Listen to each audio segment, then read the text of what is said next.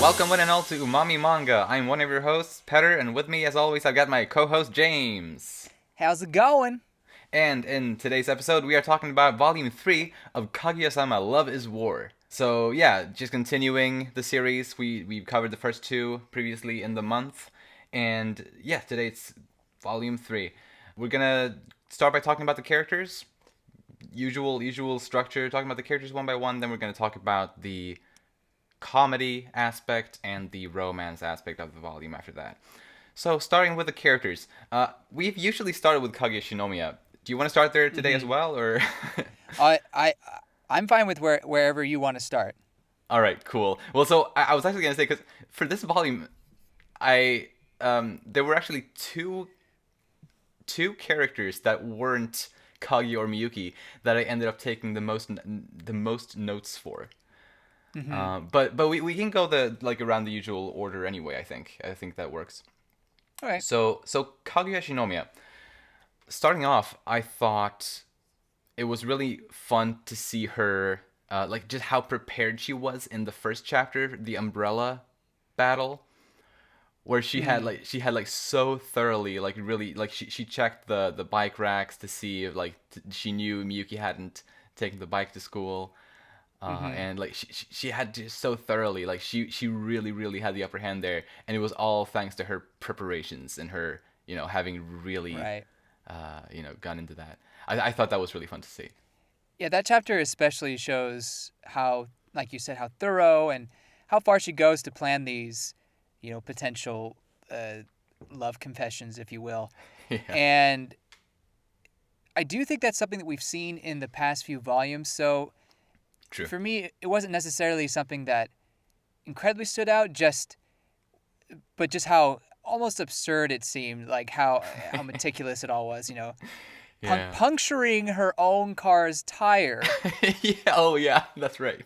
And as you said, yeah, we definitely have seen kind of this side. Like this chapter technically wasn't unique as far as the battle itself went, because it was really just another one of those mind battles between Kaguya and Miyuki that ended with Chika, coming in and doing her unpredictable things, or So in that regard, I guess it wasn't that special, but yeah, it was a fun one regardless.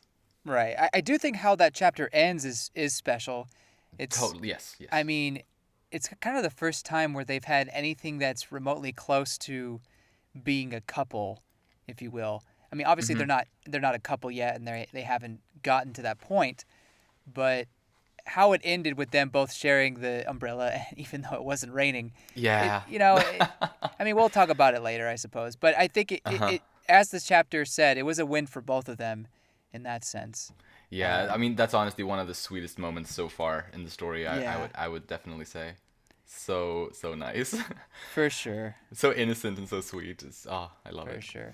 For me, the biggest thing about Kaguya that was somewhat different this volume was showing more of her insecurities. We saw a bit of it last volume where, she contemplated what would happen if she confessed. What if what if I was rejected? But in this one, we see one moment is where she basically, I mean, it's supposed to be a joke, but she's glaring at Chika's chest. Oh yeah, when they switched to the summer uniforms. Right, when they switched to summer uniforms. I mean, that's already been there. Maybe not as obvious as this time, but it has been there. So she is a little subconscious about the fact that Chika is larger in that area, Right. more developed than she is. But the one that really gets me is the nail scene, and Yes. let's see, what was that? I have it in my notes. It was called Kaguya Wants to Be Noticed, Battle 25. Yeah. And that one where she gets her nails done and she wants Miyuki to notice them somehow. And, obviously Miyuki kind of picks up on that, but not... I mean, he picks up on the fact that she has her nails done, but not the fact that she wants him to comment on it. Right. Exactly. But there... Obviously, he doesn't say anything until the very end. But before that, she even contemplates, she says, "I'll never be pretty," which is total opposite of what of kind of the attitude she's had before, in that, she knows she's gorgeous. She has this feminine appeal. She, is one of the most beautiful people on campus, and then she Right. says, "I'll never be pretty." And so I think there's a couple ways you could read that. One, it could be she the facade of being this beautiful person, that's not really how she views herself. Or it could be that the mind of a teenager, or maybe the mind of people's, they fluctuate. Sometimes we are more proud of ourselves than other times. Other times we get down on ourselves, and Yeah. we think negatively. So I like how real that felt, that reaction. Maybe I can't speak too much to experience, but I feel like people, if your crush doesn't notice this, or your crush doesn't say this about you, you feel negatively about yourself or something like that. That's just Yeah. human nature. Right. We don't really see that too much. Yeah. Yeah, it was definitely nice to see this kind of, this side of Kaguya in this volume. And I think a third way, although you kind of also like, it was kind of similar to your second thing there, but a third way that I kind of read it is also like basically what that chapter is about, at least, from Kaguya's perspective. I feel like it's been such a long time now. It's been over half a year that these feelings have been developing, and for at least the past couple of months, they've been at this, war of love with each other, trying to make each other confess. And so it's been going on for such a long time now, that maybe could be a part of a reason why she loses some of this confidence. It's taken too long, and she might feel to a degree that, Oh, what if Miyuki doesn't actually think of me the way I think of him? that's a good point. I mean, I have no idea if she wants to acknowledge that, or is she still struggling to acknowledge the fact that she likes him? I don't know, but she very much wants him to notice her. Yeah. And I think, yeah, that's a good point, that they've been at this for a while, and not even having her nails done makes makes him notice her. I think it's a Yeah. little bit. I think it's a little bit of both. Or a lot of those things, like, Definitely, I coming think it could be together. all three of those things. Definitely. Yeah, Yeah. On a completely different note regarding Kaguya, I thought she was legitimately terrifying in the that's in true. use introduction chapter. Yes. Ah, Gosh, so scary. obviously we'll talk about Yu Ishigami later, but oh Right. my god, she was like, that's the scariest we've seen her so far. I Mm-hmm. think. Well, I think this volume, you get a few glimpses of her truly terrifying side. I mean, in volume one, we had the one where she basically says, "You're dead to me," to Chika, and Yeah. that was scary. But these are all terrifying. You can understand why Ishigami would fear for his life. Yeah, especially because of how perceptive he is as a person, like, and Yeah, very we'll go into that later, sensitive. but We will. But for him especially, I feel so sorry for him. She was legitimately like threatening his life, like straight up. it's true. It just shows how serious of a person, or almost over the top, Kaguya can be in some Hmm. cases. I mean, sometimes there's people like that where you just don't quite, maybe not quite, get along. Maybe the wrong word, but they, maybe that is it. Like, you don't quite get along, you don't quite mesh, and so you just kind of get out of their way. you I know.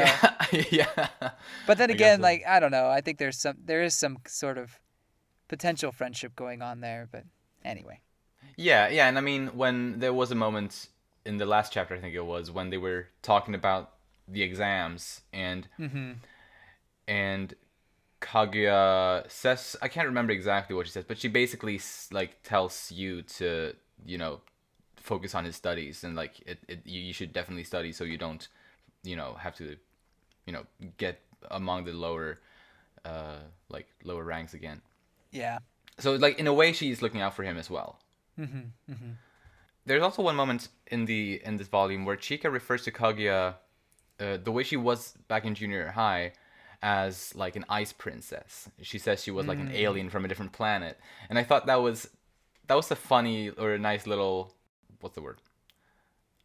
Like a Easter egg, Easter egg, I guess. callback, To yeah, reference. I was gonna say callback, but it's not technically. I mean, it's a callback to a completely different thing. It's not a completely different, but a different thing to the Tale of the Bamboo Cutter that we talked about in the Hmm. first when we talked about the first volume, where Princess Kaguya in that story comes from the moon, which is obviously the moon is not a planet, but it is a different celestial body thing, Hmm. and I feel like that was maybe a little hint toward that, but obviously nothing in your face. I thought that was nice. Yeah, I agree. Uh, going going back to kind of her things with Ishigami, Oh I yeah, thought it was interesting where she had some plan about a cafe or something like that, and she taped the tickets to the bottom of the desk. I yeah. I wonder what was she planning with that. I have no idea. What was she just gonna be like? Or Miyuki is, oh, I've never been to a cafe, or he says something Yeah. like that, Uh huh.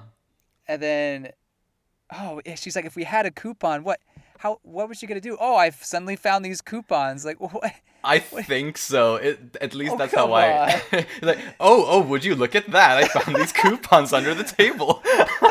Like I I may, imagine.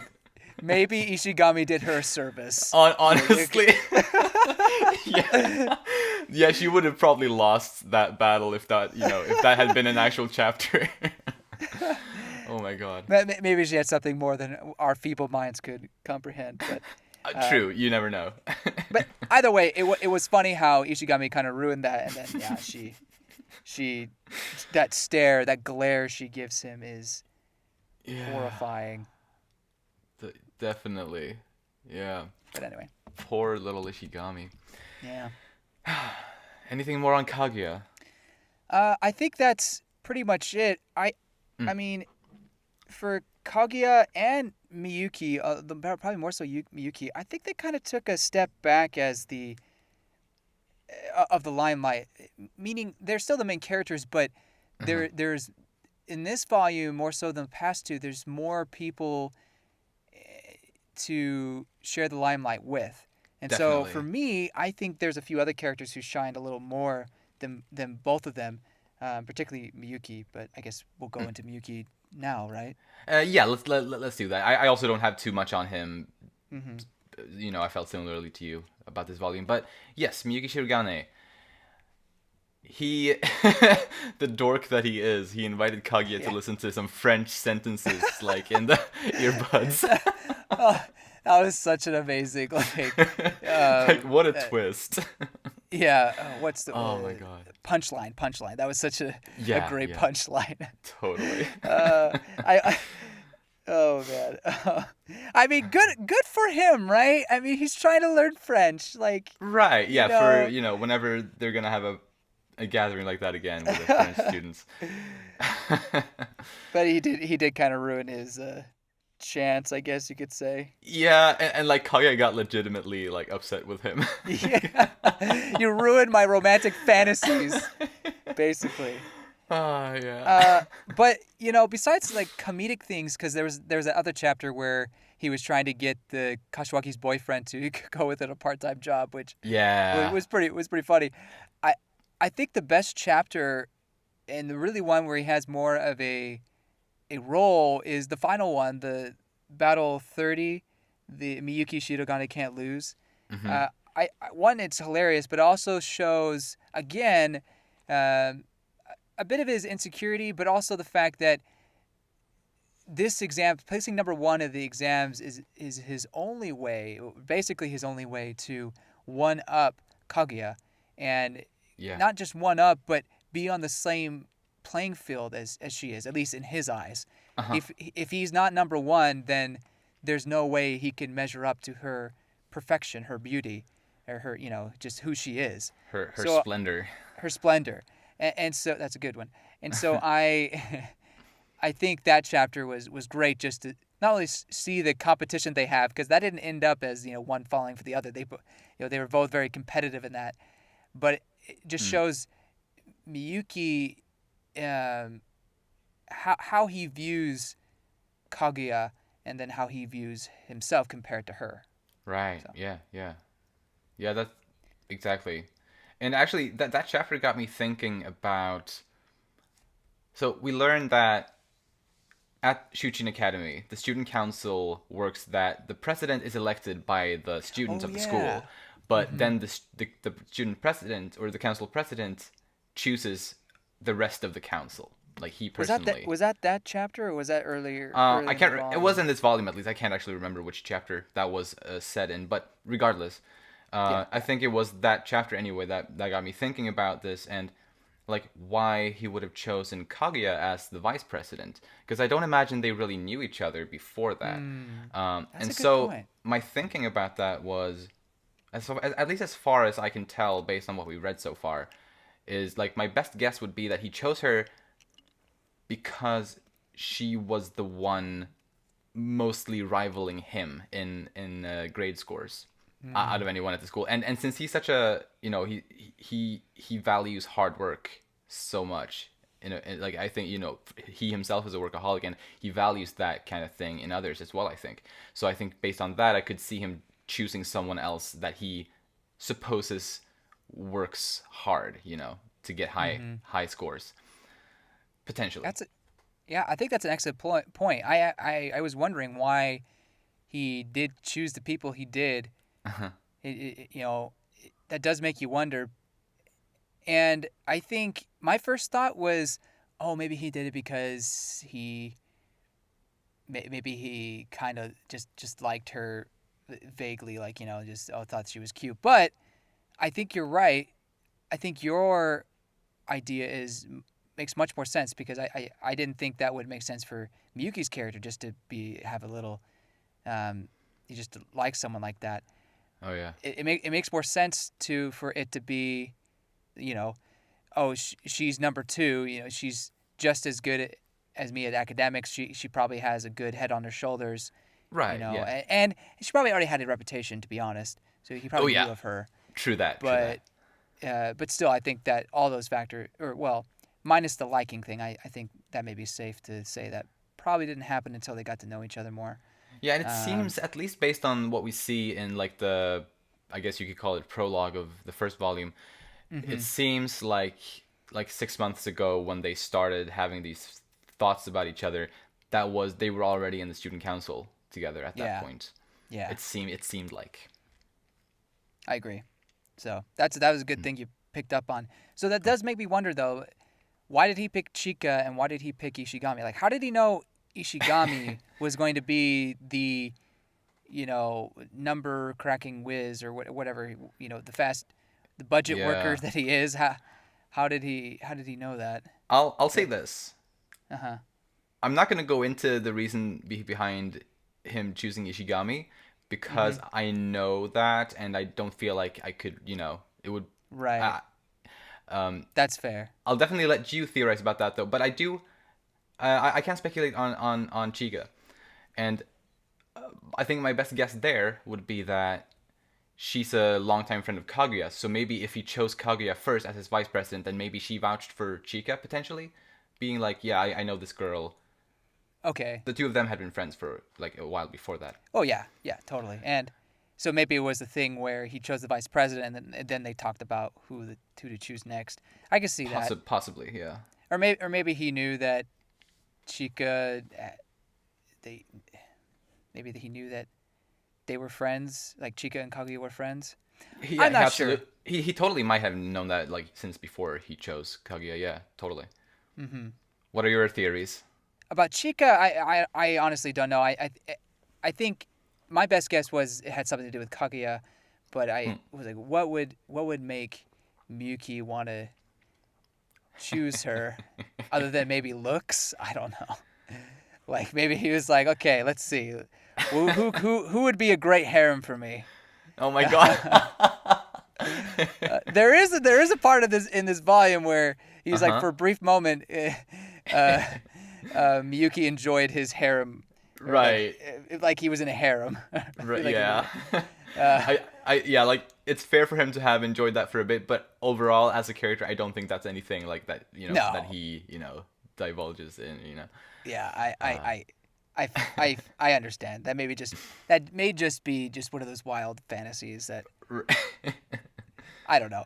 That I like may it. be as popular among Japan.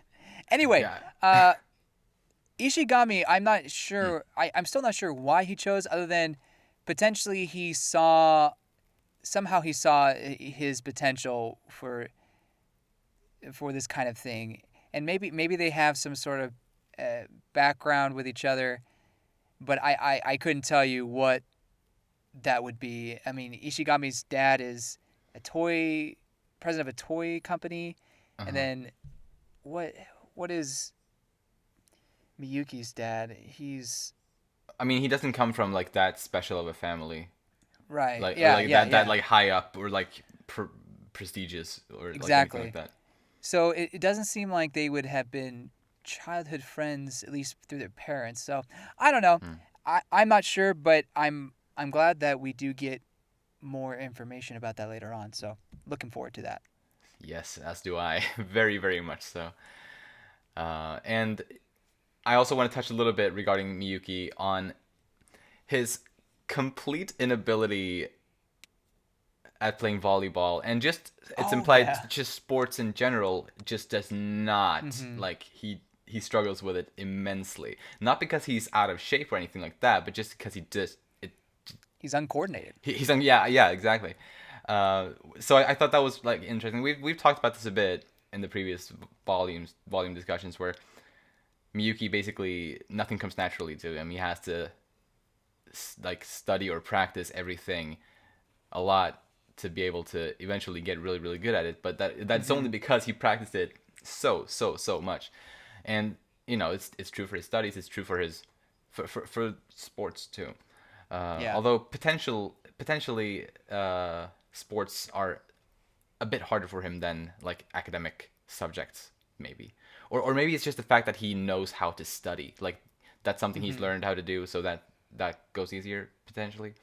Yeah. Um, but on that note, I also that got me thinking when he in the scene that you mentioned earlier when Kashiwagi's boyfriend comes to the student council again, and he shows him that he's got a boat operator's license, Yeah.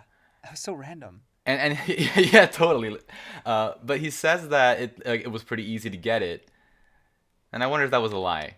Was it really easy for you to get that like boat operator's license, Miyuki? Uh, Something's telling me that it wasn't actually. Yeah. It's interesting because getting a driver's license in Japan is A, expensive, and B, Hmm. a little more difficult. At least for what Ah, it's like in America, it's I see. it's really not as easy. So I don't know, like maybe getting a boat is easier, but or a boat license is easier, but Oh something yeah. tells me that would or he's maybe stretching the truth there a little bit. Yeah, for him, I'm sure it wasn't actually easy. Yeah. Do you have anything more on Miyuki? Nah. All right. Well then, Chika Fujiwara. Let's go. We're going the same good old order. Top three or good old three characters. We get a little bit more insight to her, like her stuff dealing with her dad, and like her dad having Mm-hmm. to approve like any story that has any type of romance in it. He has to approve it before she's able to read it, or I guess watch it, or whatever medium it's in. Um, so that's kind of sad, but also like I Yeah. don't know. I think It's she's like, is it? I, I I'm struggling to find the correct word, and when I was trying to put it in the notes, I couldn't quite get it right. So uh-huh. help me out here. She's like sexually imprisoned, no, sexually locked up. I don't know. It's I can't think of the right word. Basically, she has all these wants for romance and love Mm. and other desires, but she can't. It feels like she can't act on them, or at least uh, explore more of it and see romance in other ways, um, because of her father and his strictness. Right. So I really don't know Yeah. what the right word for that would be, but Yeah, I'm not sure either, but I think you were able to get your point across anyway. I think yeah, I know what you mean. good. Yeah. That's all that matters. And yes, and I do wonder if she actually was serious when she when she said that if her dad found out about her reading that shoujo manga, that she would have to sleep in the doghouse. Like, was she serious when she said that?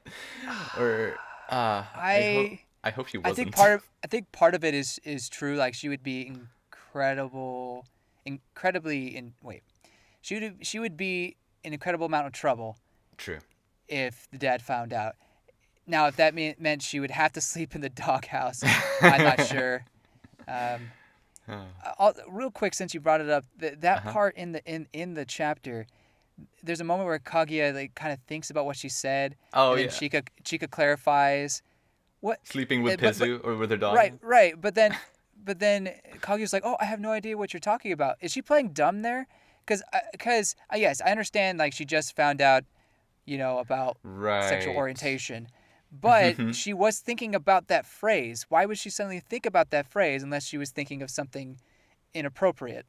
Or, I do think she was trying to play dumb, probably, because okay. or at least that's how I interpret Yeah, it. yeah. That's how that's the only way I could interpret it without it just being really odd. So, but Right. but but then again, at the same time, I was like, but does that really fit? Anyway, okay, I'm glad we're on the same page there. Right. Yeah. For Yeah. Good. for me, going back to Chica, Yes. this volume, I think she was amazing in this volume. Absolutely. So freaking amazing. She was probably my favorite character, and because of that, I think she's my favorite right now. After 3 volumes, I think she's my favorite. I Lovely. Lovely. I hate to be one of those like anime only, you know, or not anime only. That's the wrong way. Just there's people who see the ending of Chica is like, oh my gosh, she's cute and she has oppai, so I'm gonna love her. But after reading this chapter, or not this chapter, just seeing her progression to. I mean, she's not having incredible character growth, but you just see more and more of her personality, and Yeah. there's more perfect comedic timing that just really makes her shine in my book. Because not only do we see the comedic side, and obviously she's a bit of an airhead, especially that chapter with Hayasaka. That one may be a little too much of a. I love that chapter. But we also see how much of a troublemaker she is, Yeah. and with getting Kaguya to laugh as much as she did, Yeah. and then, but but above that, like you were mentioned before, we see how I feel like that chapter with the shoujo manga showed that there's a part of her that wants that love, like wants Hmm. maybe wants a relationship, Yeah. and maybe that goes together with her not being able to fit in with some of her other friends or classmates.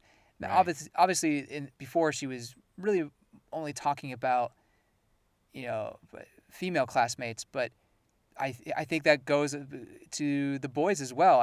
Maybe for some reason she doesn't have that chance to have a close relationship with anybody for Yeah. various reasons. Probably her father being probably the biggest one, but maybe also something about her personality. Maybe Yeah.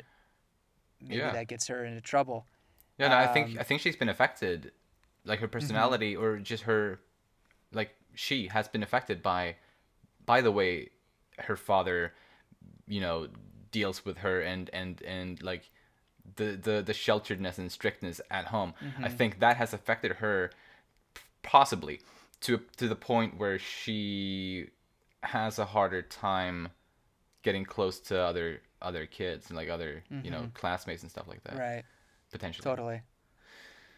For sure. Yeah. So that's basically what I got from Chika this chapter. I mean, she was wonderful, and my favorite one by far was Battle 22, where Chika Fujiwara wants to be eaten. Yeah. I mean, hilarious title, but Yes. but hilarious title for a hilarious chapter. Probably one of my favorite chapters. I was so sad to hear that this one hasn't been animated yet. Apparently. Sadly, yeah. At Oh least like gosh. I'm like nine. Like I did rewatch season one recently, and Mm-hmm. yeah, I do not remember seeing it. This chapter there, sadly. Uh, Yeah. but it is a great chapter, and like seeing just how into that shoujo manga Chika was. It was great to see that. Yeah. I always wondered, do girls like that kind of? I mean, I guess they have to if they're so popular. But For to me, sure. it was just so. It just didn't make any sense to like that kind of personality you see from the boys in the shoujo manga. But I mean, obviously, this is a fiction. But according to this author, there are girls like Chika who really like these type of romances. But I mean, there's all sorts of people, there are all sorts of people. You're right. you know. Anyway, and I'll talk more about it in the comedic section because I mean I could devote the whole section to this chapter for me personally. It's just All right. so beautiful. So Sweet. I have one last thing about Chika, and it's that a pretty nice thing I thought was how basically she earns some newfound respect from Miyuki when she teaches him volleyball. oh yeah yeah yeah yeah yeah she really shines in that one. She really does, and like for Miyuki, because Miyuki, like up until that chapter, he never really, viewed her very highly. She was all like in Miyuki's mind, Chika was always like the stupid one, Mm-hmm. more or less. Like even like that became very obvious. I thought in the French chapter at the end of Mm-hmm. last volume where he just naturally assumes, okay, well at least I'm not the only one who doesn't know French since Chika is here, which obviously he was dead wrong on that. But and for him to actually respect her, like get this new kind of respect for her, I thought was really nice. Indeed. Although it is funny because she's not particularly great athletic. I think that's what they imply in the manga. But the Yeah. fact that she can just simply hit the ball over the net just puts her on a whole nother level to Miyuki. And Yeah. I mean, if you read the chapter, Miyuki's skills are just so pathetic Oh that yeah. just being able to hit the ball over the net is godlike. Yeah. Yeah. So yeah, I thought that was nice though, and like just the fact that she like yeah she might not be like at the end it's possible that he was even better than she was, Mm-hmm. Mm-hmm. but the fact that she stuck with him throughout all the training and all that, I think Right. earned her a lot of points in Miyuki's book. I agree, and I think it shows her commitment to helping out a friend. Uh huh. And so I do like that chapter as well. And her final line where she's like, "I raised that boy." Oh Yeah. my gosh, uh, That is so good. so beautiful. Amazing. Very well. Shall we move on to the newcomer, Yu Ishigami? Yes. Yes.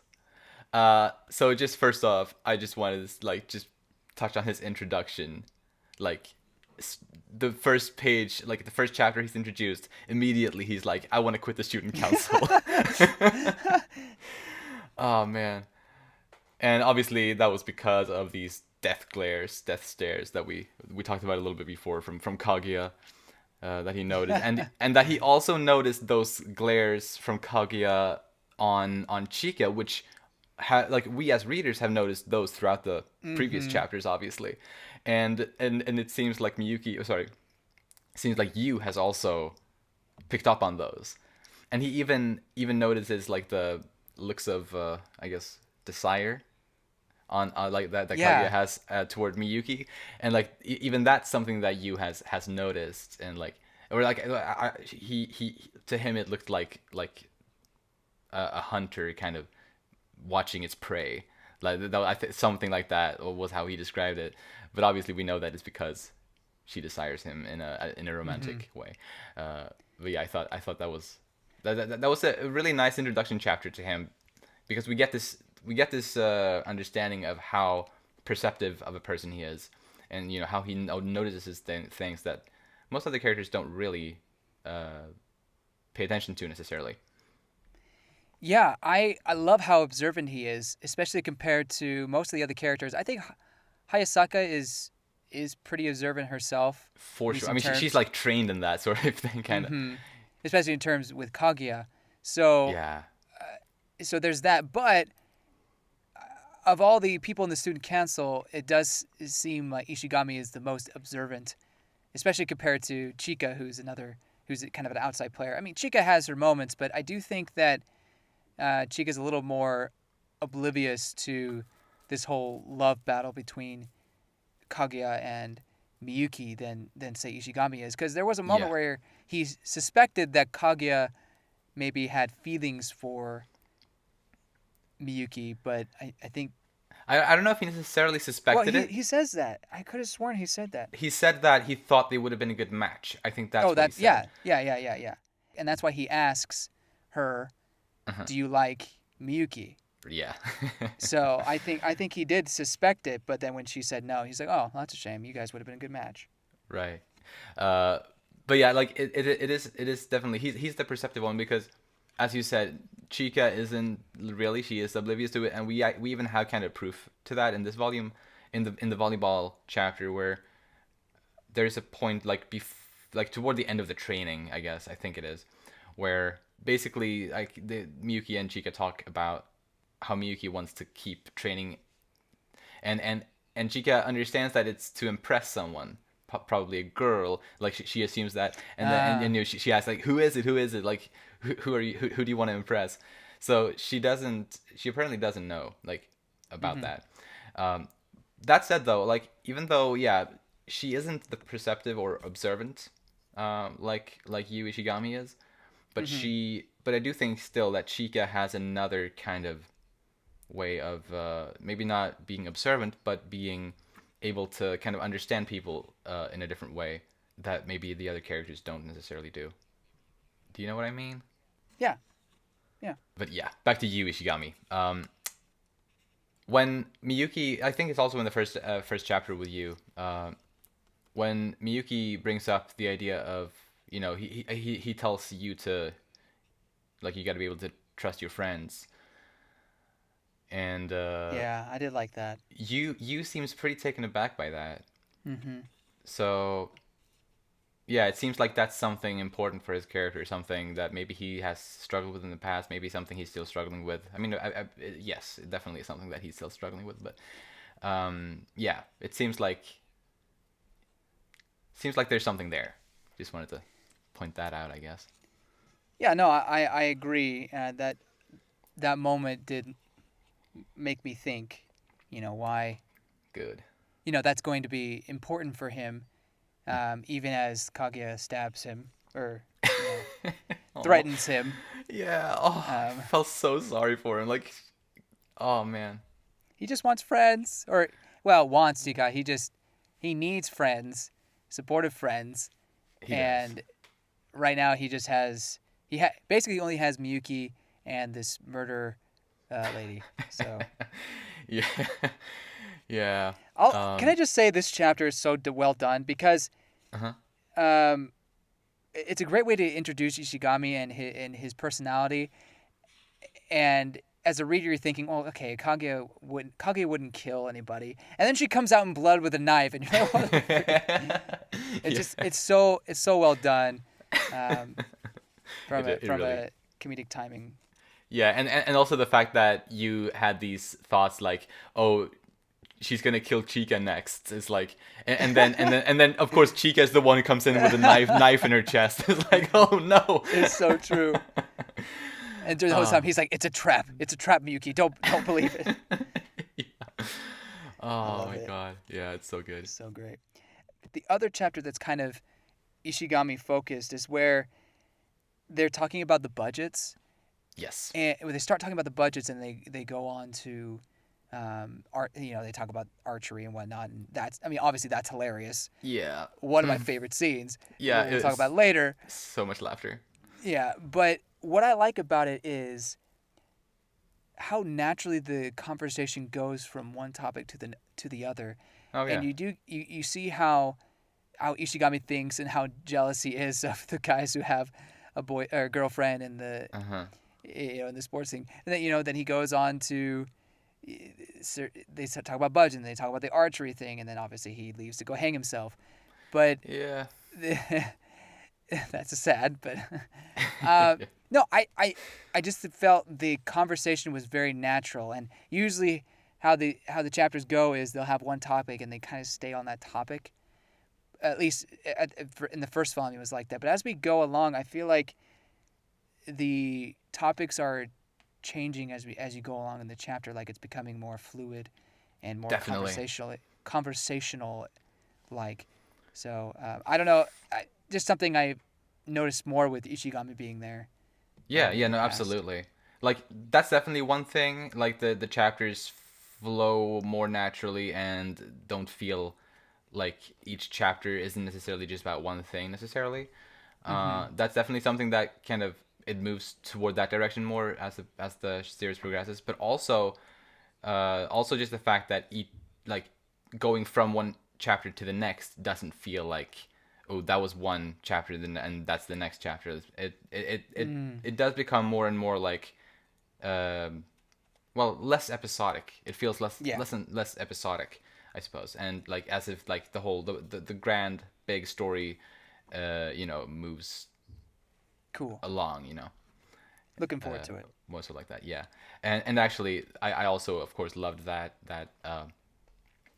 scene when they were talking about the budgets, and like it's like I was feeling so much for you in that in all in like when he was talking about all those things. I don't mean that I agree because he said a lot of really outrageous things, Yeah. uh, but He's a troubled teenager. Come on. he really is, I can't stress that enough. I don't think he had the right to say some of those really strange things he said, but when he's talking about the importance of your girlfriend and like that, I agreed with that so hard. Like if you have a Yeah. girlfriend, you should fucking treat her right. It's Yeah.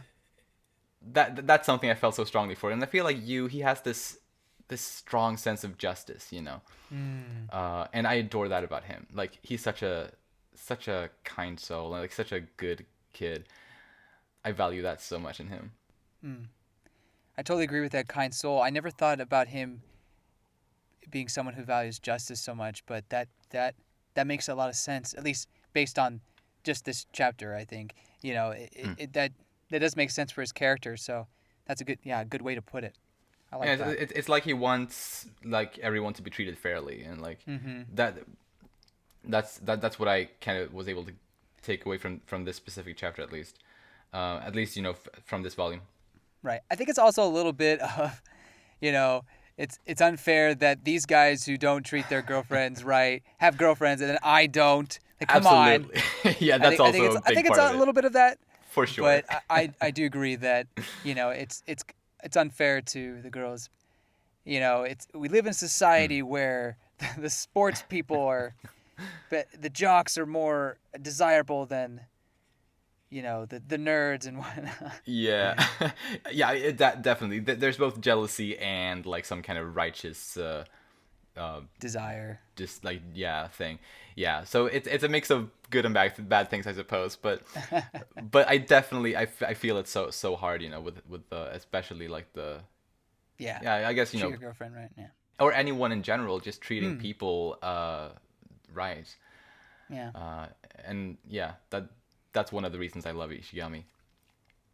Yeah. For sure. We learn in the little bio page about him, we learn that he's generally pretty unmotivated to do schoolwork. Like he doesn't do well in school. I guess we also learned that through the actual chapters that he Mm-hmm. doesn't really care too much about doing school. He buys a new video game like right as like, the exam is about to come up. It's like, Bro. Hashtag relatable, man. yeah, I know, Oh right? my gosh. All of us nerds can relate to that. Um, Yeah. Yeah. So yeah, it's nice to have a character like that here, because I mean, yeah, I think at least early in the story, like right here, and maybe enough for another volume or two, he does feel a lot like, I guess, a little bit like the stereotypical kind of emo character. Hmm.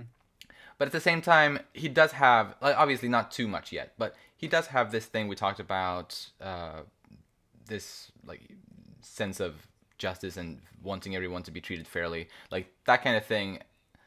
Even though it's just kind of touched on a little bit here, is something that I think is nice, and that sets him apart from just like a stereotype. Yeah. Like sure, to a big extent, he kind of feels like that at this point, but there's like a little bit of other things so far, and with as is true with every single character that we've talked about on this podcast so far, they're all gonna get so much deeper eventually, and there are no stereotypes anymore, in this story. But yeah, we'll get there. Yeah, I bet we will. I just one last thing I want to say, at least from my part with Ishigami, is in the bio it says he's a background character rather than Yeah, a main character, because obviously Kaguya and Miyuki are the main characters, but it says that Chika is, in the past it said that she was a main character, and it even says she's a main character in the very beginning of the volume. I agree. That is strange. It's something I thought about too. The way Akasaka like puts those labels sort of on his characters don't always make sense to me. Oh, okay. So I don't put too much like focus on that anymore, because it's also been something that's I've been like, that doesn't seem right. Like, that doesn't sound right. Gotcha. But yeah, I only had one last thing I wanted to point out about Ishigami, and it's related to his, I guess, observing perceptiveness, where in one of the chapters he notices that Chika changed her conditioner. And he goes on to explain how, it smells sweeter than before. And in the end, yeah, she just calls him like being creepy for that. And She's so blunt. yeah, exactly. That's one gosh. of the awesome things about Chika. She's like, dude, that's kind of creepy. And of course, that line just crushes you. Like, poor boy. He just wanted to compliment her. It's so, like, I feel like, that gift, or I guess you could call it a gift he has, of being so perceptive. It is both a blessing and a curse, because it definitely backfires like that sometimes. Poor guy. Poor guy. Yeah. I just love how conscious that she gets with her hair after Ishigami says that. I mean, poor Ishigami, but she starts like sniffing her hair. Yeah. Like, does it smell funny? Like, I don't know. Like, it makes you, like, do they just not have a great image of him? Like, I don't know. It's interesting. Interesting that she would be so taken aback by him saying. I guess that is a little strange. Maybe it's even strange in Japanese society or something like that to be that observant. It could also do with her shelteredness. Maybe she's not used to that kind of compliment. I don't know. Or maybe you'll get some kind of explanation to that later in the story. Really? To that? I don't know. Maybe. Wow. Not from Chika's perspective. Actually, never mind. I'm not gonna go into this. But you said she got self-conscious about her hair, kind of like sniffing that, kind of looking at that. She reacted pretty much the same way after she had given you the whooping, after he did her motions for her big chest. Like, obviously her first response was to whack him, but after that you see her kind of standing, like covering her breast a little bit. It's like kind of a similar kind of almost kind of embarrassment kind of thing as she does with her hair in that chapter. Was what I noticed. So yeah, That's you true. has bad luck with timing, bad luck with, I guess, words, and I guess or just bad luck with people. I don't know which it is. Bad luck with women. Let's just be honest. Yeah, it's good to have, or it's hard to have good luck with women. Oh boy. But yes, moving on to my favorite girl, Hayasaka. Yeah, she had some good moments. She really, really did. And so you said before, when we were talking about Chika, you said that by now she has become your favorite character, Yeah, shockingly. which is awesome. And I gotta say, like, just real quick regarding Chika, I really am enjoying her more now than I did like my first read through. I will say that. And I adore her. But anyway, Yeah. it's like I said when we talked about Volume 2 last episode, I said that she had become my favorite by then. I'm not sure. Maybe I was mistaken. Maybe it was by this volume. It was definitely at least by this volume, though. Like, Yeah, by now. I can see that. Yeah. So if I was wrong about her being my favorite when I read Volume 2 the first time, then at least it was by volume 3. Mm-hmm. So we learn that she has like through her bio page, we learn that she usually like she hides her real self behind made up personas. Like she has like a popular girl persona and Yeah, a that was so interesting. personal assistant persona. Like those two are her like main ones, but apparently she has several others, uh, which is yeah, kind of a sad thing I think Yeah, for yeah, her I agree. to feel this need to hide the real her. Doesn't it say that only, like the narrator says, only Kaguya is the one who's seen the real uh, Mhm. I, Hayasaka. It's so hard for me to just call her I don't know why. Yeah, Hayasaka. I tried to call her I, and I tried to call Ishigami you because those are their like given names, I First and names, you, yeah. but Mm-hmm. they are such kind of weird names in English. Mm-hmm. But yeah, but anyway, but yeah, you're right. Whoa, I never thought about that. You and I. Yeah, Oh. See, I in Japanese is love, and I did know so that. I did know that. so that's Mm, what get. I just whenever you say, I mean, it's fine. It's a name. It's a cute name. I'll give her that. But it is. it's, I don't know. It's just so hard for me to say that. So I just stick with the Hayasaka part. And Right, and for some reason, I don't. You is fine, I guess. I just like saying Ishigami more. uh-huh. I don't know Fair, why. fair. Yeah, but Anyway. anyway, uh, you're right about that, and like about Kaguya is supposedly one of the very few who has seen her actual real personality. And Kaguya describes, or at least according to the bio, Kaguya describes that personality as like a coward or a crybaby, Yeah. supposedly, which is kind of sad and like I feel like could that be a reason? The fact that she's had her real personality be so criticized, is that why she feels the need to hide it, Oh, or that's a good. is there something else? Like I don't actually know. I mean, that's a good thought. It maybe it could also be that she has these duties as an assistant, or very well. I mean, I guess she has an assistant personality, so it could be just be Right. very various responsibilities or facades she feels like she needs to have in order to be a functional member of society or just Uh, have a good life. So maybe she has this kind of self doubt, maybe some self loathing in what her real personality is, and so she right. hides it behind all of these other facades. Yeah. That's kind of a thought I had. Totally, I could definitely see that, and also just the fact that apparently out of her two most used personas, the assistant is one of them, and so Mm, based on that, I feel like even when she is with Kaguya, who has seen her real personality, but even mm-hmm. then, she probably doesn't actually wear her real like personality even with Totally. Kaguya that much, based on the Mm-hmm. fact that she has an assistant personality or persona that she uses frequently. Maybe it was usually when they were younger that she had Mm, like yeah. just like was herself with Kaguya, Mm-hmm. possibly. Mm-hmm. I think since it's been hinted at or mentioned by Akasaka, there's no way that it's not going to come back Yeah. in some form, and I hope we get to see that side of her, whether it's like a flashback or a backstory into when Kaguya has seen it, or actually in the present time that we see it. I'm fine with Yeah. either way, but Hmm. I am looking forward because I'm sure we'll see it. I am looking forward to seeing that. Definitely. Yeah. I like it's these kinds of mysteries or kind of where you don't you think you know a character but you really don't really. Mm-hmm. I don't know.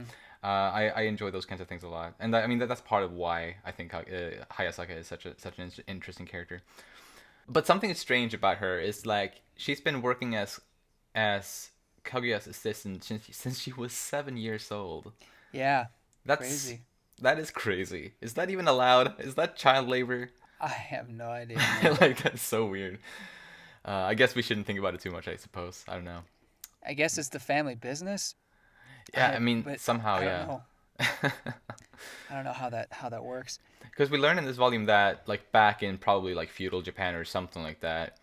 Mm-hmm. Maybe not exactly that, but like back in the day, like supposedly the Hayasaka family was like a pretty big, rich clan or family or something that was that was beaten by the Shinomiya Mm-hmm.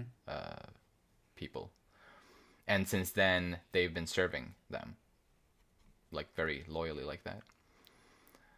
But for that to carry over into like present day feels so odd. Yeah, I mean, it's interesting. Like, it does feel odd, but at the same time, these are high society people. We can't possibly understand their ways. True that. Definitely, definitely a um, good point. one really minor thing about Hayasaka, Hmm? and maybe it's because this is the persona or personality she wants to show, but I feel like at least a lot of the shots with her, well, not a lot, but some of the shots are kind of provocative. Does that make sense? Definitely. Yeah, yeah, Like, yeah. there's a moment where Kaguya kind of criticizes her outfit, the changes she made to the uniform, and then Hmm. she literally just sticks out her butt and she's like, "Well, I made some loopholes." It's like, whoa. Yeah. And then there's the part where she is in um the skin tight suit, switching the coffee to decaf. Anyway, but her skin tight suit and that is like, whoa, hello, uh, Yes. zero suit Samus Yeah, I up mean in it's here. some Mission Impossible stuff going on over Mission, there. yeah. Anyway, No, I mean I'm into it, but about like her changing up her school uniform, she found those loopholes. I mean, quite a few loopholes hmm in the Shuchin Academy's dress code established by the disciplinary committee, which, by the way, the disciplinary committee, just mentioned by name in this volume, is something I look forward to getting more into in the future. really? So Ah, yes, believe it or I not. guess I should have expected them to expand the different committees in this school, or like Uh-huh. or what committees we see and whatnot. So that's interesting. Right. So yeah, Cool. look forward to that. I just want to Okay. tease that a little bit. Sure. But yeah, going on with that. I like she believes strongly like in that beauty is essential for women. If they want guys to think they're cute, and like those sorts Mm. of things. Or at least that's what she says.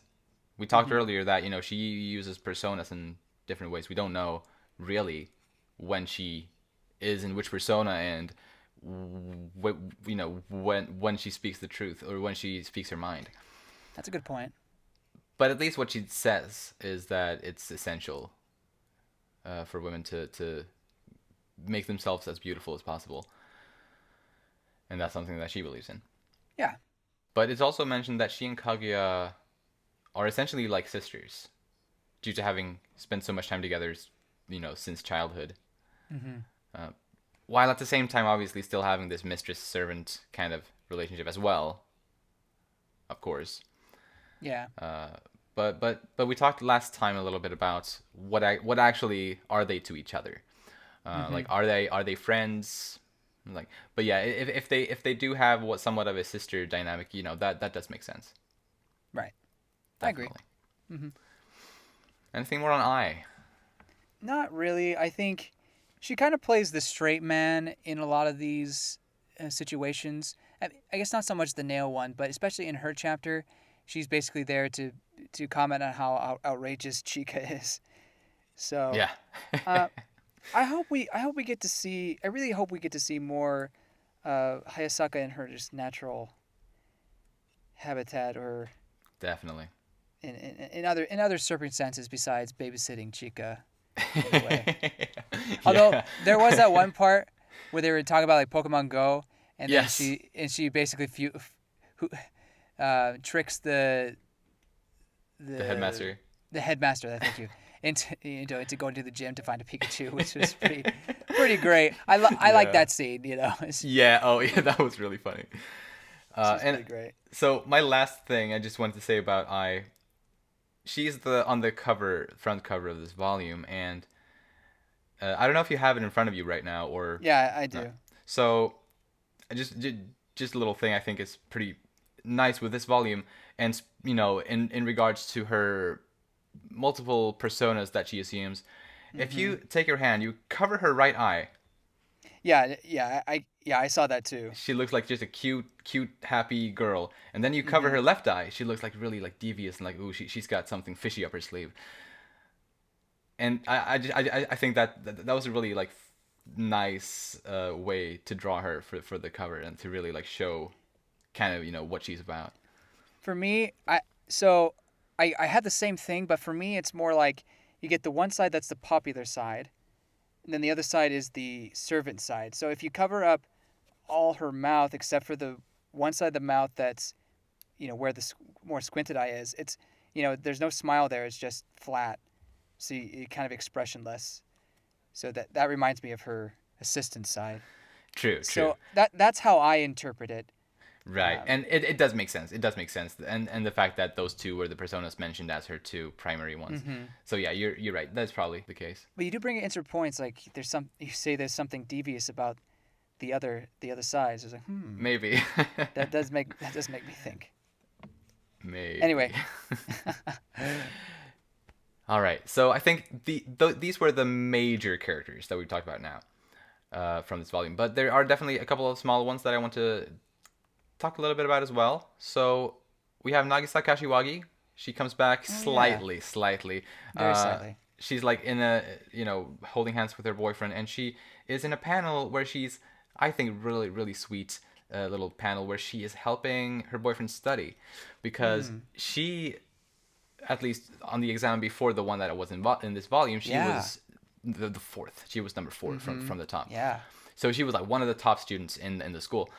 Meanwhile, her boyfriend is on the lower half. Like he was not doing so hot last exam, and so to see her help him study like now is like since they've become a couple relatively recently. Like I just thought that was really a really sweet little panel that they showed there.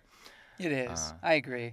And it was also interesting to see that Kashiwagi went down to 7, but her yes, boyfriend, I don't remember how far he jumped, but he jumped considerably higher yes, than he before. for sure. Yeah. She dropped down to 7, but he hopped up like incredible. He did an incredible leap Mm-hmm. up. And I imagine, they had a little bit of an influence on each other potentially, or well, I mean, I guess she had a lot of influence on him, Right. being the winner of the war of love. After all, Yes, she would indeed. have more of an influence. Whip that boy into shape. Yeah, exactly. And obviously Kashiwagi's boyfriend. I want to touch a little bit on him. I have one question. Why do they? Okay, we already discussed why he never is named because he's a loser. He doesn't matter. That's right. Yes, He. exactly. So Kashiwagi's boyfriend. I wanted to ask you Mhm. when he came to the student council in this volume. Do you think he went there for advice, or do you think Kaguya was right in assuming he went there just to brag or to show off? I really What do do you think? think I really do think he went to advice, but I think sometimes there's a part of people where you know maybe they're unconsciously bragging in a way like, oh, I have this problem, Mm. I don't know how to hold their hand, like the solution is simple, but Yeah. they overthink it, and they say, oh, I gotta go ask someone. Maybe Yeah. he just got too excited about it all. It's a little, I'm making it probably making it sound complicated, but I do think his intentions were there, but at the same time I do think there was a hint of um, lack of a better word, bragging in there. A Not bit. and not from you know from him wanting to brag. Just I think it's just natural for people to do that. Right. I think that's a fair answer. I probably agree with you that if it seemed like bragging, it wasn't intentional. Hmm. I I could probably agree with you there on that. Yeah. I think it's definitely way more sincere than insincere, like him trying to brag. Yeah, absolutely. Absolutely. And it was Kaguya who had that thought, and I do feel Good like point. she does She may be projecting. she may be projecting, and she also doesn't always think the best of people. That's true too. So both of those combined, I think, yeah. It was just her thinking that. But hey, if anyone's listening to this and they disagree with us, please let us know in Yeah, the comments. sure. Maybe If you you're think listening on YouTube. Kashiwagi Boyfriends is a scumbag. I mean, hey, it could happen. Right. But don't say anything that you may or may not know from the Oh future. crap! He's a scumbag. No, I'm not. What? I'm not implying. I said may or may not know. That's me implying nothing. Okay. That's I'm Whatever. just- Whatever. I'm kidding. I don't know. Just keep going. So next character I wanted to touch just slightly on. Literally, we got a name reveal, or maybe we didn't. I can't actually remember. Wait, did we get a name review? If we Sorry, keep going. did, so Shirogane's little sister. Did we know Oh, prior to this yeah. volume that her name was Kei, or was it revealed in this? I can't I think remember. it was revealed. I think it was revealed here, but remind me again where, because the only other place it probably would have been revealed is when Kaguya calls. Yeah, that's the first Miyuki. time we. That's the first time we kind of hear her voice, Uh, or well, we see her speech bubbles. But I don't think her name was the mentioned name there. is there. I don't think so. What's the chapter with the name I mentioned? Do you I remember? think it was the one where she accuses like with the nail polish, where Miyuki thinks back to when he said that that his sister had a too short of a skirt, Oh yeah, and she says accused him of Shine. sexual harassment. She's like Shine, or well, she tells him to die, go die. Yeah. Um, I'm not sure if it was there, but that's what I think right now. At least I know that her name was mentioned in this volume, probably the first time we saw it in a volume. So I just wanted to mention that, I suppose. So I have seen her. I've only seen her in the anime, I see. but I do know that Volume 4 has her on the cover, so I'm expecting Indeed. I'm expecting her to be there. But I wasn't too impressed. Maybe the wrong word, but she didn't leave too much of an impression on me when I first saw her. Right. Yeah. So- No. She like just based on the first season. Like no, she definitely doesn't have too much going on there. But yeah, just knowing about her, I guess for now. Yeah, it's when he comments on the skirt. He says K is in your Right. skills. Yeah. Okay. And yeah, so as far as I was aware, that was the first time we heard her name. And we already talked about the headmaster playing Pokemon Go. That was really the only thing I had written about him. Weird. and I wanted to another name that we see in this volume, but we don't have a face to them. We don't know anything about them. But I just wanted to lift up a name for you to maybe keep in mind for the future. Okay. Ranked third on the exam is Maki Shijo. Only 1 point behind Kaguya. Oh yeah. Looking at the scoreboard, it's really like Miyuki, Kaguya, and this Maki are really like kind of in a league of their own, because the gap between the third and the fourth spot is a bit bigger than the other like gaps. Obviously, we don't know, or well, I do, but we don't know who this Maki Shijo is. But it seems like she might be someone, and yeah, just keep that in mind. Okay. Any other character you wanted to talk about that in case I missed anything here? I mean, just the typical girl watching Kashiwagi and her boyfriend from afar. She was there just very briefly, but not. But just, Right. I just like to bring her up because I know, like, just from our discussions, that she's going to come back in some. Yes. Or she's going to make an entrance in some form. Like I said, I always thought she was just this comedic thing. Up until now, I've always just thought been a joke for Unrequited Love. But anyway, she's there again. She is indeed, and I love her. But yeah, her appearance was very brief this volume. Yeah. They even had to zoom in on her, and like it got all like. But yes, moving on to the comedy. Woo! The funniest moments that made us laugh our asses off in this volume.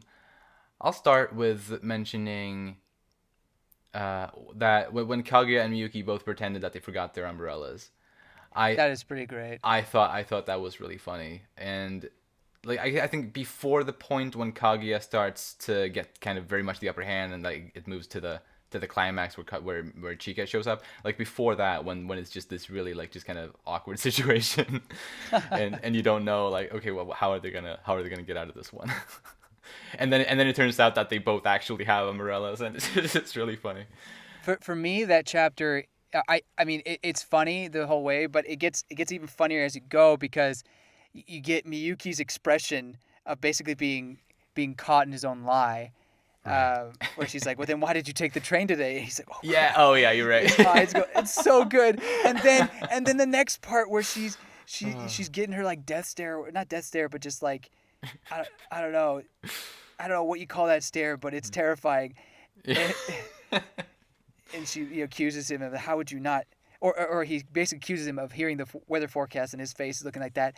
That panel, if you're on the same panel as I am, that reminds me of that scene in Alien where Sigourney Weaver is, basically terrified of the mouth of the alien coming incredibly close to her, and it's a popular GIF that's used. Yes. And there's also a one with a dog that's is scared of another dog, like showing its teeth and everything. And that's what it reminds me of. Like Kaguya is like this alien getting really close to his face, and he's like, not that Kaguya is gross like an alien or anything. It just reminds me of that moment. Yeah, I mean she's almost as scary. Yeah, really, and catching him in his lie, basically. Yeah. So I do love that moment. It's so great. But for me, the icing, the cherry on top, was the next page with Chika just appearing out of nowhere. True. That in itself is kind of horrifying. I mean, the next page where she says, "Hey, you can use my umbrella." I mean, that's really funny. But it's the fact that Kaguya has no idea. She's just like, oh, she's moving on to the next phase of her plan. Yeah. But the Chica's just there with this smile, this horrifying smile. I love it so much. And then she winks at Kaguya and she's like, "Don't forget it next time, you silly, careless Kaguya." That was so good. I love that. So good. That was a great way to start the volume. Really was. Which is a classic battle. Mm-hmm. My favorite chapter, as I'm sure you've already figured out, Petter, as I couldn't even contain myself in our Discord discussion, it is the one where the shoujo manga, the Chika Fujiwara wants to be eaten. So when they first open the book, and the first page they see is that kind of scandalous page, Kaguya immediately shuts it, and then they have this tug of war that I literally had to cover my mouth because I could not, and it was late at night too. I didn't want to wake my roommate, and so I was dying because I did not know about this. It was so freaking funny, and the fact she still had, like she had, I think part of it is I did not expect that reaction from Kaguya. Not Kaguya, Chika. I thought, because she was so sheltered, I thought she would take the, "Oh my gosh, I can't believe what I just saw. I need to go wash my eyes out," or something like that. Especially how she handled the whole magazine and how many people have done it thing. How she handled that. Yeah. But in this case, she's just like, I need it. I need more. And like, honestly, great. That is really funny. Yeah, I guess she was able to contain herself in the previous magazine chapter, but this time she just wanted all of it. And I love how Kaguya kind of, in her mind, she sees Chika as a cow. Like, that detail was just so funny to me too. It is really great. So this chapter has a special place in my heart now. It may be my favorite. Nice. For comedically, Awesome. It is my favorite. Because not only that, one more thing is, when they first open the page, you have to flip the page in order to see what they see, and so that just adds to the shock and then their reaction as well. It's so good. I agree. You just flip that page and it's this shoujo, very like hot scene. Ooh. Yeah, so good. Yeah, love it. One other of the really like funniest scenes in this volume for me was the I guess primarily the beginning of the volleyball chapter, where you see Miyuki like he's slamming his head into the volleyball. Like, how does that even happen? How does he do that? Oh, yeah, that's just so funny. It's amazing. I think the anime does an amazing job at adapting this chapter, at least for me, because there's a moment where there's a part where he does a bunch of serves, and then it just slowly it just like it cuts to Chika's face multiple times, and her voice goes higher and higher as she's just like appalled or like shocked at how she can't even hit the ball. I mean, it's kind of like this in the manga, but I think they did an even better job in the anime of emphasizing that, in my opinion. Yeah, right. I mean, yeah, they used that same like just intense like expression from Chika, but they kind of built up to it in the anime in a really funny way. Sure. Definitely. But not to take away from the manga's credit, I think they did a fantastic job, and for sure. You know, I mean, obviously, it's their source material, and you see their, I guess you see his progression more and how hard Chika had to work for it. But what really made me laugh is just at the very end, not only that line where she says, "I raised that boy," which is, but the fact that her bow has bandages on it. That is so funny to me. Yes. Why would the bow have bandages? That is hilarious. Oh my god. Yeah, so You're good. right. Little details. And and we get Kaguya being like proud mom.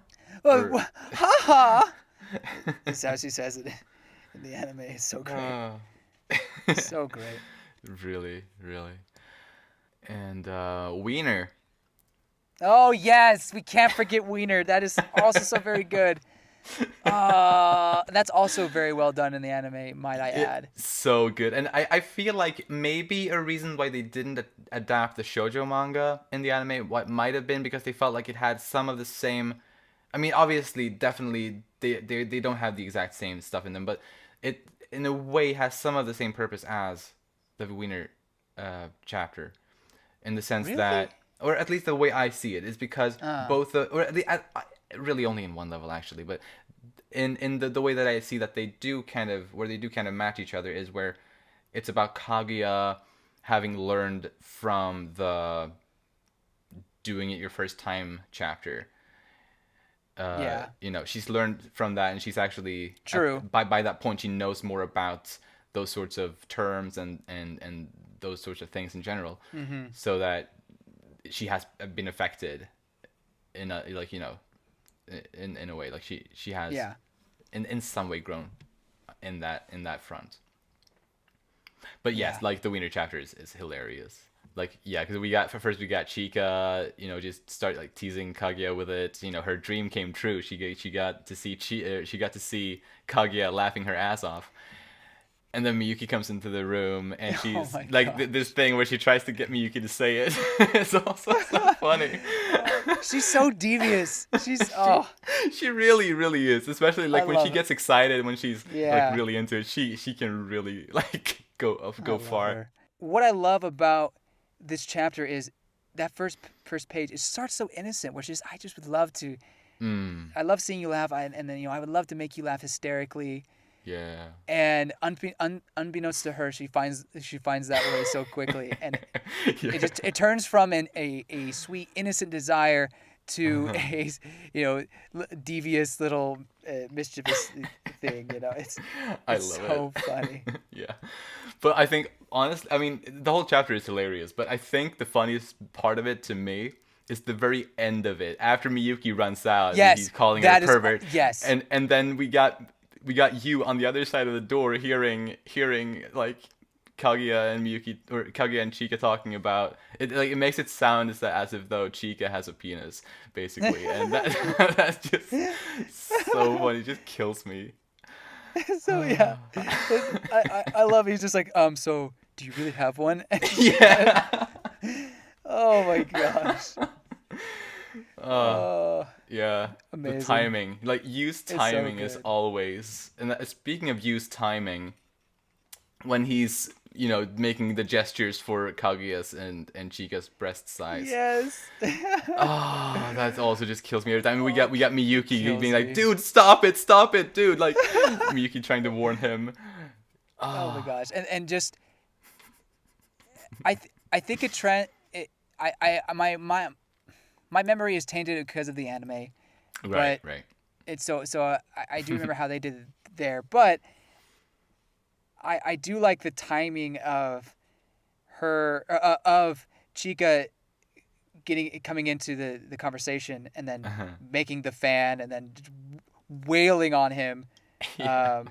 Oh my word, it's so good because it's almost like an aside where the atmosphere goes from Ishigami's gonna die to, oh, what's she doing? She's making something. Oh, that's cute. And then she go back to Ishigami's gonna die. But Yeah, yeah. He has this terrified expression on his face when he realizes they're right behind him. Oh my god. the gasp. I And love then the like gasp. while she's whacking on him, he's just sitting there like he probably feel Yeah. like I deserve this. I had this coming. Like he's just sitting there in shame. hmm Oh boy. Also the fact that Chika tries to bribe Ishigami with a Coke. Ah yes, yes. Like as That the politician's daughter. So let me connect that to Attack on Titan. That Oh, reminds me of what? Sasha when she tries to bribe what's Ah, it Shadis with the Shadis. potato. Right. Shadis. So it's like wow, they really are similar characters, This is the second time you bring up Sasha in this right? in this series. Right? Ah yes. Ah, that's actually really funny. I just I'll give you a Coke. I just that I'll so give you good. half of my Coke, and then she drinks a little more than half of it. Here you go. No. You see, Chika is more generous than Sasha. She is. Yeah, she would give out the whole thing. You're right. You're right. Oh my god. I mean, but yeah, and speaking about the Coke in the chapter where Or cola, Miyuki, whatever like, you he's call it. talking about how good it is to work, and like after a long day's work of sweating, you know, drinking water tastes like drinking Coke. And then I think it's Chica is like, then why don't you just drink Coke? Something like that. I do love that.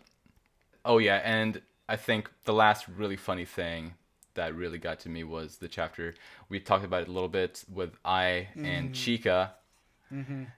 where I needs to keep Chica in check, uh, and and Chica shows this like when they start and Yeah. look for the ribbon. She shows this picture of her lying in the grass with a bunch of chickens pecking at her. It's like what? And she has like these like rock and roll hands, kind of like Yeah. doing that kind of those fingers and She's what so is up with that? funny. I love that So so much. weird. Part of me wonders if the English was there in the Japanese version as well. Burial, like, cause Japanese people like English too. They think it's pretty cool. So Yeah. sometimes they'll use it randomly. Then again, I could see her going for kanji as well instead. But either way, Oh it, yeah, it's fair. it's funny. Yeah, I love that. Oh, I guess actually one more thing. The very last chapter where we had like the whole, you know, quartet and the student council, and they were talking about, you know, how they're gonna do for the exam, what they're gonna do, how they're gonna study and stuff like that. And it hmm just you keep flipping the page and like all a Oh lie. yeah, yeah. All a lie. So Like for good. everyone saying like So something good. and it's Yeah, all a yeah. lie. And then Chica says something that I guess I'm not gonna study then, and like and you flip the page, she is serious. She is not lying. She's the only sincere person here. Yeah. Yeah, I 'cause remember just watching the anime version of this, and uh-huh. that that is just one of my favorite clips of Ishigami because Mm. he says, "Yeah, I'm just gonna go home and study," and I honestly thought he was being for real, and then and he's like, "Nope, he's gonna go play a video game he just bought." And I was like, Exactly. "Oh my gosh, he's one of my people." Yes. So yeah. Oh yeah. Yeah, it's so awesome. Just talking about all these scenes is just so funny in itself. Obviously reading them is hmm hilarious, but just talking and thinking back on them just brings me so much joy. Oh, it's so good. And I don't know if I said this yet, but of Huh? all the maybe I did, but of all the volumes we've had, okay, only 2 before this. This is the funniest one, hands down for Yeah, me. I I agree. think this is so comedy heavy, and that's why it's my favorite so far. Mm. However, there wasn't a whole lot of romance moments beyond maybe some blushing or whatnot. Yeah, I Um, took a little bit of notes. I guess we can move on to romance right now. sure. I just wanted to I just want to say that Mm. from a comedic standpoint, this is the strongest volume yet. But from a romantic standpoint, it's not as strong as volume 2, I think. Yeah, no, I think you're right about that for the most part. Yeah. I think honestly, the first chapter may have had the most I agree. romantic part. With they're Mm-hmm. walking under the umbrella together. I mean, that alone was really nice. But the fact that they kept doing it Yeah. even after it stopped raining, that was Right. so sweet. Mm-hmm. But It's a yeah, big moment for it is honestly. Yeah, for them I agree. for their And Chika romance. was a great help there. Yeah. Or at least she was a help to Miyuki. Maybe not as much to Kaguya, since Kaguya definitely had the upper hand there before Yeah. Chika came in with the umbrella. She But yeah, basically saved Miyuki there. definitely. Yeah. What other things did I write down for romance stuff? I mean, you had the listening to the ear or listening to the same music, and Kaguya wanted that Right. romantic moment, True. uh, True. which was good. But then there was a punchline to it and everything, so Yeah. kind of took away from that moment. But it was still there. Like yeah, So before the twist, like it feels like it's going to be something romantic potentially, and yeah, and then it is ultimately a joke about it. But I mean, I love it. It's great. Uh, but yes, I do think when Kaguya wants to show off her nail polish, I think that oh, was very that's sweet. hmm And the fact that at the end of the day, before Miyuki, rides off on his bike, he almost says that, he almost gives her that compliment that she wanted. hmm Like he's so close, like your nails were Come on, man, you could do it. yeah. Uh, but yeah, I thought that was really sweet. Like for both of them were like really shy about it. Like they were both very hmm bashful, I guess, in that scene. For sure. But it was very nice, very nicely done. And also in the chapter where Kashiwagi's boyfriend comes in and Miyuki goes on about we gotta spend the summer working, uh, you know hmm Kaguya, like she had like all these plans, like plans for the summer. She wanted to go do things with Miyuki, and she True. gets really nervous when apparently it seems like maybe Miyuki's just gonna be working all summer.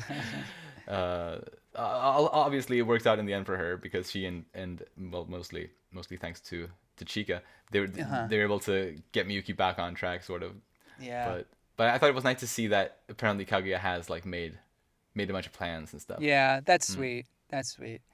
What shocked me is when Miyuki is looking over his or he's looking at the book and he's like, "Oh, maybe Kaguya wants a job." No, she wouldn't. But then she says, "I wish he would ask me." I did not expect that from her. Right. Like to be willing to work a part-time job, but if it's with Miyuki, I guess she'll take it. Right, exactly. Yeah. Yeah, But exactly. It was also a little that's bit cute. it is really cute. And I agree, it was a little bit unexpected, but also yeah, it makes sense when you think about it. Yeah. Yeah. Last thing I had on romance personally here is well, you kind of mentioned it in the beginning of the discussion today, but Oh. basically the fact that we kind of understand that at least part of why Miyuki puts so much work and effort into his grades and into his Mm. schoolwork is because he wants to be on an equal level with Kaguya, Mm-hmm. within her talents. That I think that alone is like I think that's pretty sweet. And I to agree. we obviously I don't think that she is the only reason, but she definitely is like A part of the major reason. reason. Yeah. Yeah, a big reason for why he puts so much work into it is because he wants to be on an equal ground with her and to yeah be equal with the person he loves. Hmm. Yeah. Yeah. I agree. It's a good romantic moment. But let's be honest, the best romantic moment happens with the Undercover Girl Volume 3. Yes. Oh my god, I love that. I love the undercover stuff for this series. Yeah.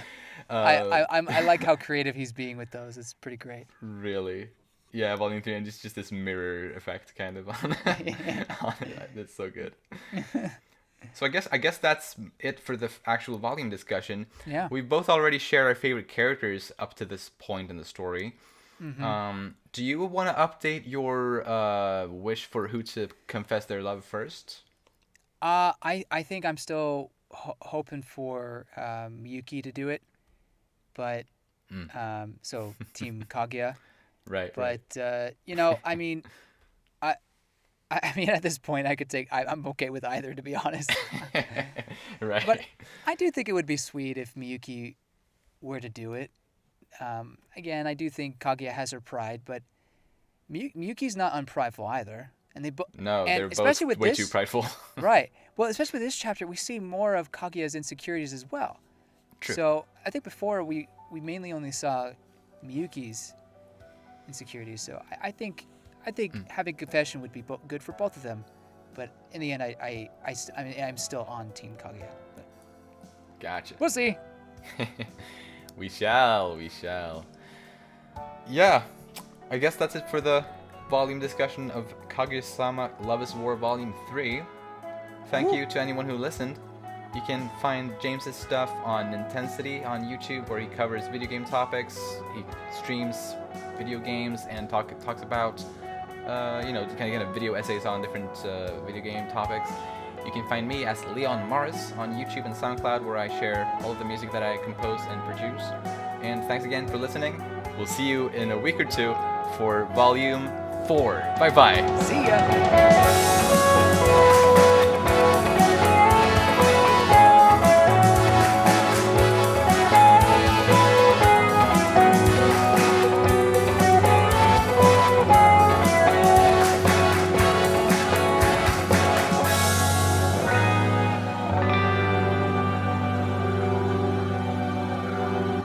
Waka waka.